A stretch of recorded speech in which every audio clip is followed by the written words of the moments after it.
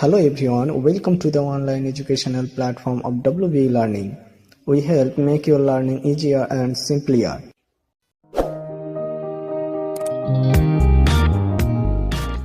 Revision lesson class 7 activity 5 এর আগে আমি 1 থেকে 4 নম্বর অ্যাক্টিভিটিগুলি সলভ করে দেখিয়েছি। তুমি যদি সেগুলো না দেখে থাকো তবে রিকোয়েস্ট করব সেই ভিডিওটিকে দেখার।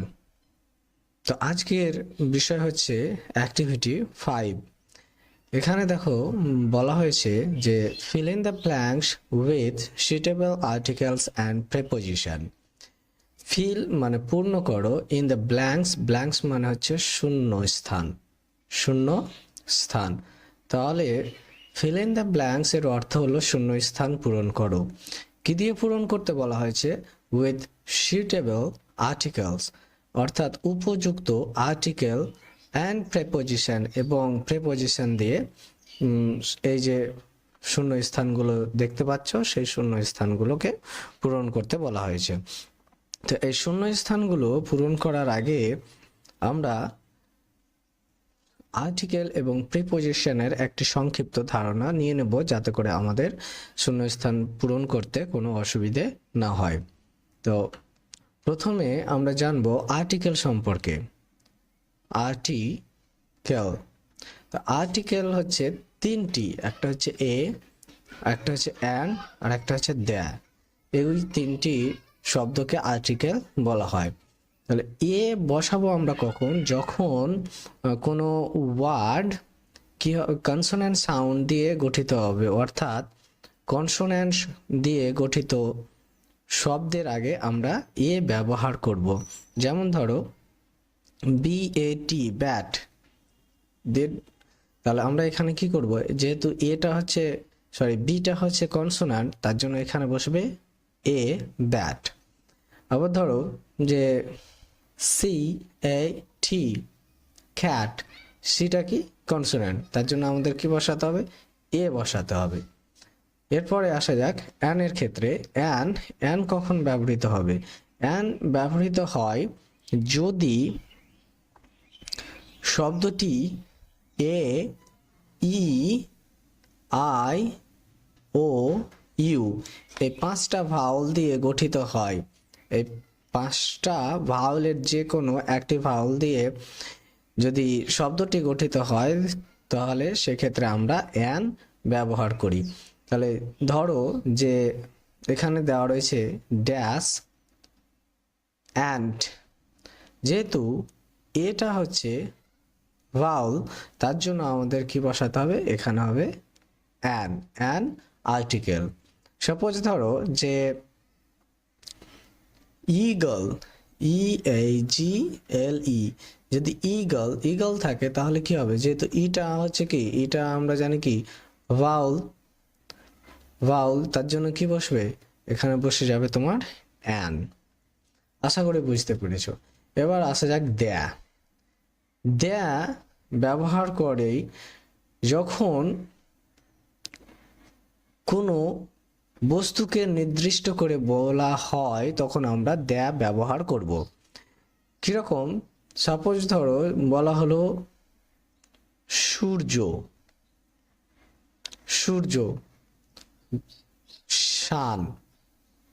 তাহলে শানের আগে কি হবে? শানের আগে অবশ্যই আমাদের এখানে আর্টিকেল হিসেবে দ্য ব্যবহার করতে হবে, কারণ সূর্য হচ্ছে একটি নির্দিষ্ট বস্তু, অর্থাৎ এর আর অন্য কোনো বিকল্প নেই বা দ্বিতীয় কোনো সূর্য নেই। তার জন্য আমাদের কি করতে হবে? দ্য ব্যবহার করতে হবে।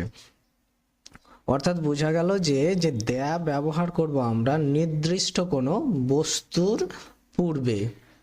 নির্দিষ্ট কোনো বস্তু থাকলে আমরা দ্য কি করব? ব্যবহার করব। আরেকটি বিষয় হলো যদি পূর্বে ওই বস্তুটি সম্পর্কে কোনো তথ্য থাকে তাহলে আমরা কি করব? তার পূর্বে তার পরের যে বাক্যটি থাকবে তার সেই বাক্যেও যদি তার ডেসক্রিপশন বা বর্ণনা দেওয়া হয় তাহলে আমরা কি করব? সেই ক্ষেত্রেও দ্য ব্যবহার করব। আশা করি বুঝতে পেরেছো। এরপরে আসা যাক প্রেপোজিশন।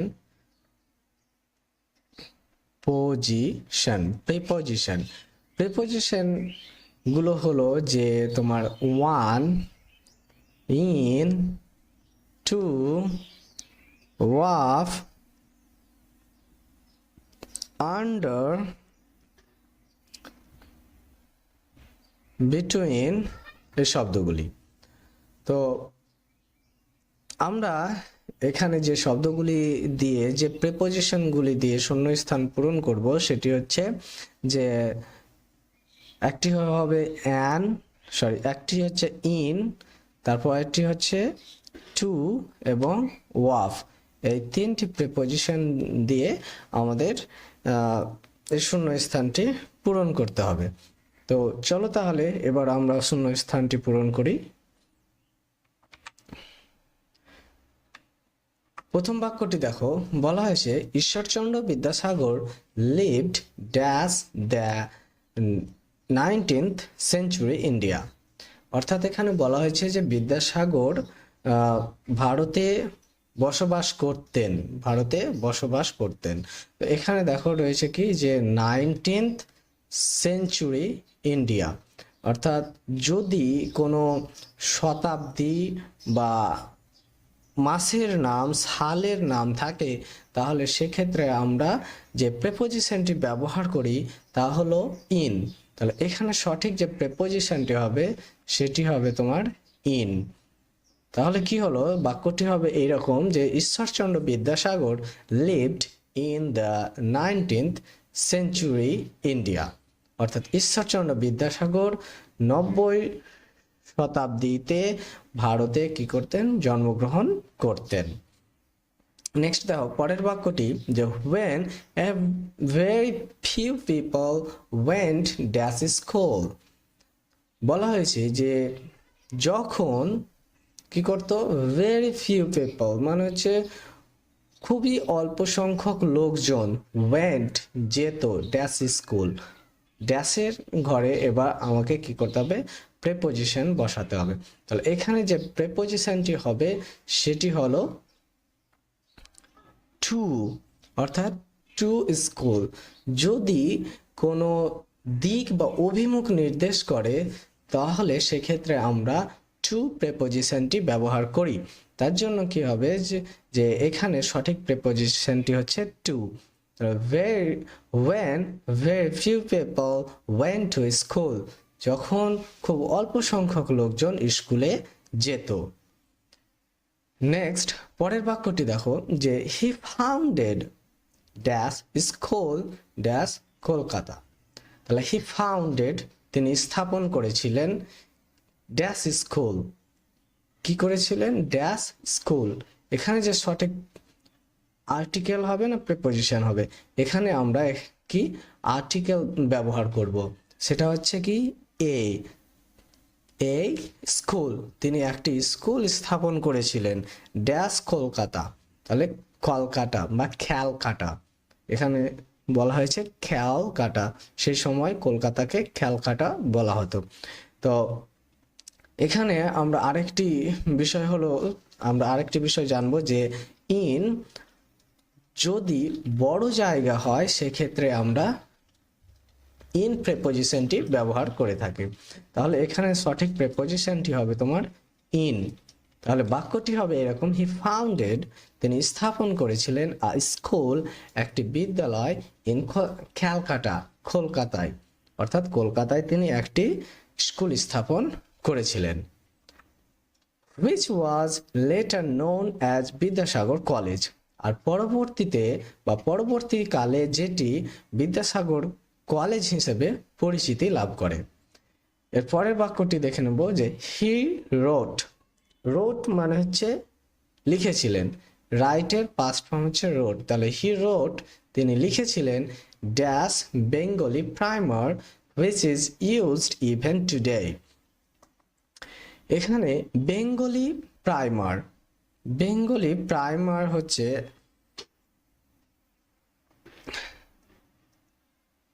এক ধরনের বই যেখানে কি হয় যে বাংলা ভাষা সম্পর্কে প্রাথমিক জ্ঞান লাভ করা হয়। যেমন হচ্ছে যে বিদ্যাসাগরের সবচেয়ে বেঙ্গলি প্রাইমার বুকস হচ্ছে তোমার বর্ণ পরিচয়। তাহলে এই ধরনের বইকে বলা হয় বেঙ্গলি প্রাইমার। তাহলে হি রোট, তিনি লিখেছিলেন, কি লিখেছিলেন? বেঙ্গলি প্রাইমার, একটি বেঙ্গলি প্রাইমার টেক্সট বুক লিখেছিলেন, which is used even today, আর যেটি বর্তমানেও এখনকার সময়েও ব্যবহৃত হয়ে আসছে। নেক্সট বাক্য দেখো যে we are proud dash Vidyasagar. We are proud dash Vidyasagar, এখানে যে সঠিক প্রেপোজিশনটি হবে সেটি হচ্ছে ওয়াফ। ওয়াফ বিদ্যাসাগর, আমরা বিদ্যাসাগরের প্রতি গর্বিত, আমরা বিদ্যাসাগরের জন্য গর্বিত। তাহলে ওয়াফ ব্যবহৃত হবে। ওয়াফ যদি প্রাউড, প্রাউডের পরে যদি তোমার ড্যাশ দিয়ে নাউন বা প্রোনাউন যদি থাকে তাহলে সেক্ষেত্রে অফ ইউজ করতে হবে। যদি তোমার প্রাউড থাকে, প্রাউড দিয়ে ড্যাশ দিয়ে নাউন অথবা প্রোনাউন যদি থাকে তাহলে সেক্ষেত্রে আমরা প্রিপোজিশন হিসেবে অফ ব্যবহার করব। আর যদি প্রাউডের পর যদি ভার্বের বেস ফর্ম যদি থাকে, 1 নম্বর ফর্ম থাকে, তাহলে আমরা কি করব? প্রাউডের পরে টু ব্যবহার করব। আশা করি বুঝতে পেরেছো। তাহলে এখানে কি হবে? এখানে হবে যেহেতু বিদ্যাসাগর হচ্ছে একটি নাউন, সেক্ষেত্রে আমরা প্রিপোজিশন হিসেবে অফ ব্যবহার করব। তাহলে we are proud of Vidyasagar, আমরা বিদ্যাসাগরের জন্য গর্বিত। নেক্সট দেখো, নেক্সট কি রয়েছে? নেক্সট যে বাক্যটি রয়েছে তা হলো যে for his great work, for his great work, কিসের জন্য? তার মহান কাজের জন্য আমরা কি গর্বিত। তারপরে রয়েছে ড্যাশ দ্য ফিল্ড, ফিল্ড কোনো ক্ষেত্র যদি নির্দেশ করে, গণ্ডির যদি নির্দেশিত হয়, সেক্ষেত্রে আমরা যে প্রেপোজিশনটি ব্যবহার করি সেটি হচ্ছে ইন। তাহলে এখানে কি হবে? এখানেও ইন ব্যবহার করতে হবে। তাহলে কি হলো যে for his great work in the field, তারপরে যে প্রেপোজিশনটি হবে সেটা হচ্ছে অফ, অফ এডুকেশন। তাহলে বাক্যটি হবে এরকম যে we are proud of Vidyasagar for his great work in the field of education, আমরা শিক্ষার ক্ষেত্রে তার মহান কাজের জন্য বিদ্যাসাগরের প্রতি আমরা গর্বিত। এক নজরে প্যাসেজটি আমরা দেখে নেব। বলা হয়েছে যে Ishwarchandra Vidyasagar lived in the 19th century India.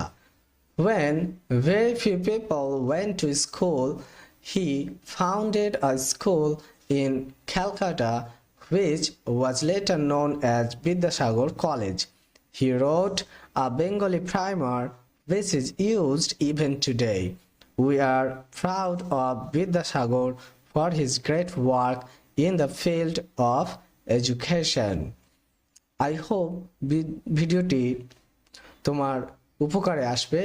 যে ভিডিওটি যদি তোমার ভালো লাগে বা তুমি যদি এখান থেকে কোনো জ্ঞান আরোহণ করে থাকো, সামান্য পরিমাণ জ্ঞান আরোহণ করে থাকো, তাহলে অবশ্যই ভিডিওটিকে লাইক করবে এবং ভিডিওটির সম্পর্কে মতামত অবশ্যই কমেন্ট করে জানাবে। তো এই ধরনের ভিডিওর আপডেট পেতে চ্যানেলটিকে অবশ্যই সাবস্ক্রাইব করতে ভুলবে না। Thanks for watching, keep watching and keep learning.